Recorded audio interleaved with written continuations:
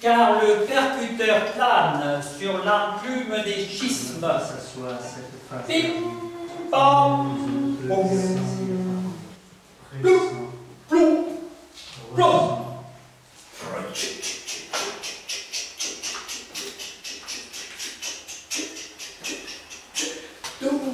Patatouille, patatouille, patatouille. Entends, écoute, apprivoise. La martouille, la martouille, la martouille. Oh, marteau partout, pour un râteau, mais par mon marteau. S'il vous plaît, belle glaiseuse et généreuse en forme, catastrophe en ami dont tigez vos oreilles et établissons le parler ferrant, le marteau parlant. Les maréchal, les lieutenants, mécéans, organisent tes yeux et tes germes, ménage tes fers et ton souffle, lâche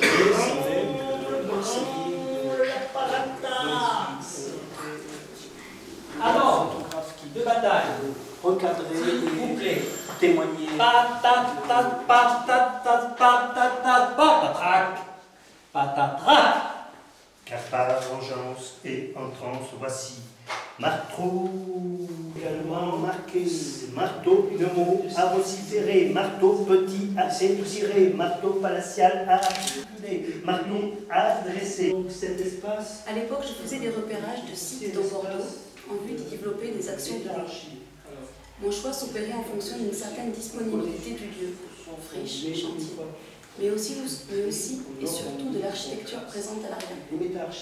Aujourd'hui, sur ces sites, les bâtiments ont été démolis, d'autres ont construit.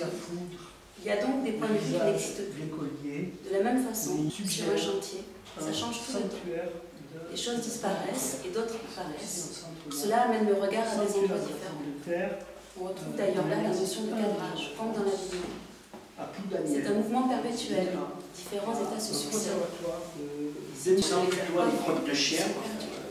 fois que le bâtiment est fini, ça n'existe plus.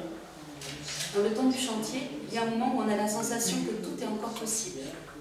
Un stade où il y a suffisamment d'éléments pour imaginer de quelle façon ça pourrait prendre forme. Des repères pour projeter ses propres visions. Ce n'est pas une plage blanche. Ensuite, avec l'avancement de la construction, ça se referme. Il y a de moins en moins de ce que Platon appelle un monde d'idées et de ressemblances. C'est assez comparable. Et je pense que tout de suite... Et à un moment, c'est un peu un moment d'euphorie d'ailleurs, j'ai l'impression que des tas de possibles s'ouvrent. Et puis ça se referme au fur et à mesure. On a face à soi cette face d'argile, mais on ne peut lui adresser la parole, elle ne répondrait pas. En aurait-on seulement l'idée? Ne nous dirions-nous pas qu'elle est sourde? Mais ne serait-ce pas un prétexte? Si on s'approche de très près, très près, très près, comme pour examiner un objet curieux, on peut supposer cependant que quelque chose en elle sent, pressent, ressent, respire même. Je m'assois. Toi, tu es où? Là.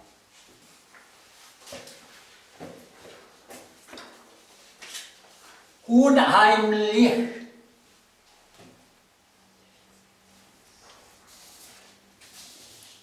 Jamais la tête de Glaise ne verra l'image d'elle-même, car elle n'est pas douée Dieu.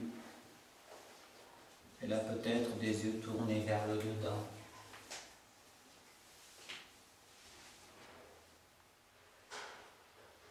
Elle ne sera pas confrontée à sa propre forme.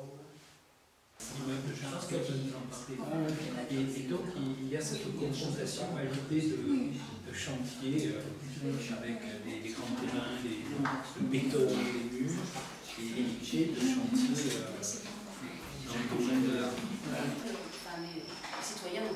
c'est non. Le chantier de construction, on peut le voir, on est accès, mais celui-ci, on ne le voit même pas, quoi. Donc voilà, un petit exemple de... Non, mais on peut parler un petit peu de ça. Tu veux ce projet de conservatoire et de centre d'art de la pomme de terre. Premièrement, l'intérêt pour ce tubercule. Bon, voilà, et tout ce qui symboliquement peut véhiculer. Des dizaines et des dizaines d'années, des siècles sur ce terrain. Car c'est une propriété familiale depuis moins de siècles, une grande famille, depuis le 19e, là, écologique, qui est propriétaire. Et la maison que j'habite là-bas est une maison de famille où sont nés tous les aïeux de l'écologie plusieurs générations. Pour moi, c'était assez normal, mais je ne me suis pas de ces aïeux, mais au fur et à mesure que j'ai grandi, je me suis rendu compte que c'est assez singulier et qu'il y a peu de gens en fin de compte qui habitent la maison où sont nés leur père, grand-père, grand-père, etc.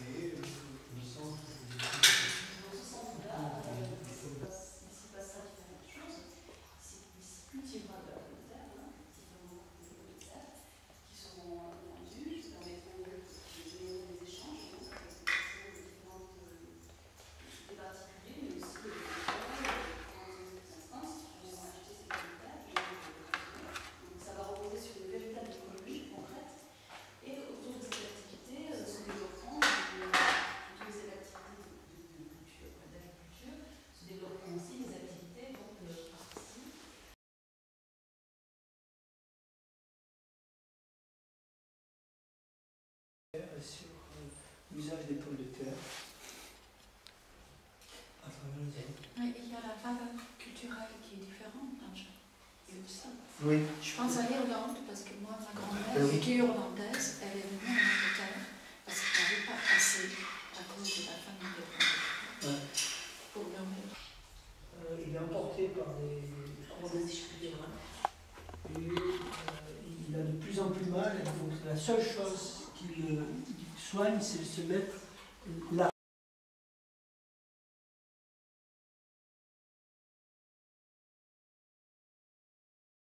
J'ai trouvé sur le bureau un objet qui est un peu assez anodin finalement, c'est ceci.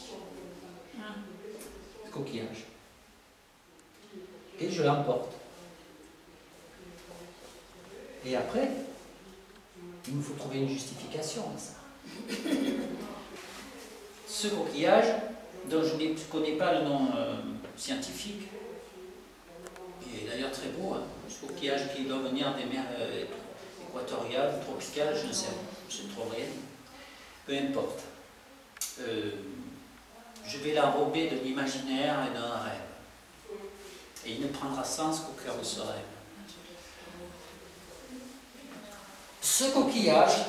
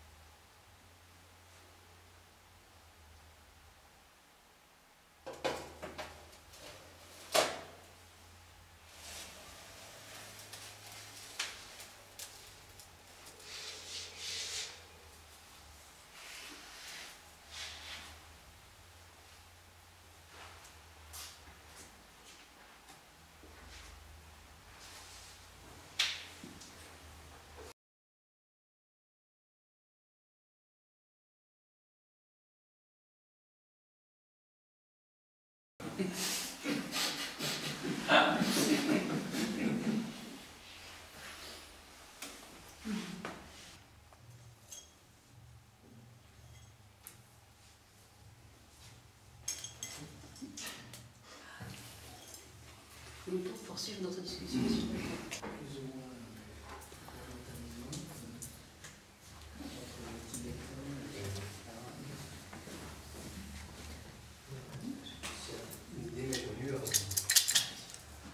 En fréquentant le lieu. Oui.